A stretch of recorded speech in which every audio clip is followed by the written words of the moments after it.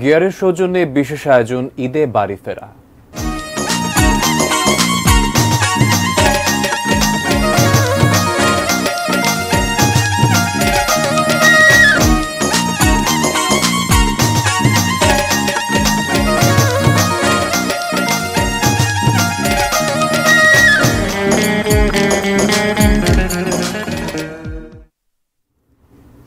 ঈদের আগের দিন ঢাকা ছেড়ে গ্রামের বাড়িতে যাওয়ার যেই পরিমাণ চাপ দেখা যাচ্ছে সেই তুলনায় বাসের সংখ্যা কম। মহাখালী বাস টার্মিনাল থেকে ঈদ যাত্রার খবর আমাদেরকে জানিয়েছেন সহকর্মী সাদিয়া নান্সি।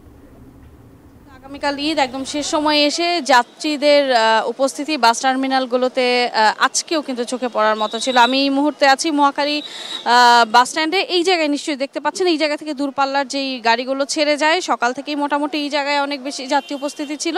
যারা এখানে দায়িত্বে আছেন তারাও কিন্তু চেষ্টা করছেন যে শেষ সময়ে এসে যাত্রীদেরকে একটা ভালো সার্ভিস দেওয়ার জন্য। আমরা কয়েকজন যাত্রীর সঙ্গেও কথা বলার চেষ্টা করেছি।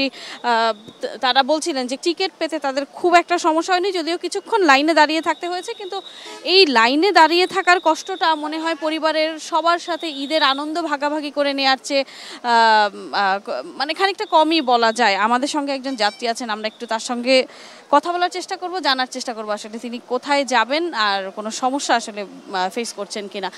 আমরা একটু পরে যাচ্ছি, জাস্ট ভিড়টা একটু অ্যাভয়েড করার জন্য আর কি। ভিড় পেয়েছেন? এখন পর্যন্ত ঢাকায় ভিড়টা পাচ্ছি না। ঢাকার মানে গাজীপুর বা ওই পাশটায় গেলে হয়তো একটু ভিড় পাওয়া যেতে পারে হয়তো।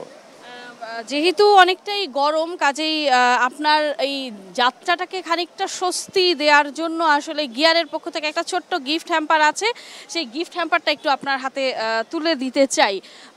ছোট্ট একটি গিফট হ্যাম্পার রয়েছে, অবশ্যই আপনার যাত্রা শুভ হোক। আমরা কি গিয়ারকে একটা ধন্যবাদ জানাতে পারি কিনা? অবশ্যই, আমার পক্ষ থেকে, আমার পরিবার পক্ষ থেকে গিয়ারকে ধন্যবাদ। তো সবকিছু মিলিয়ে মহাখালী বাস স্ট্যান্ড থেকে এই ছিল আমার কাছে বাড়ি ফেরার সবশেষ খবরাখবর। এখন প্রতি চুমুকেই হবে অন্য লেভেলের টেস্ট। গিয়ার এখন পাওয়া যাচ্ছে মাত্র 25 টাকায়।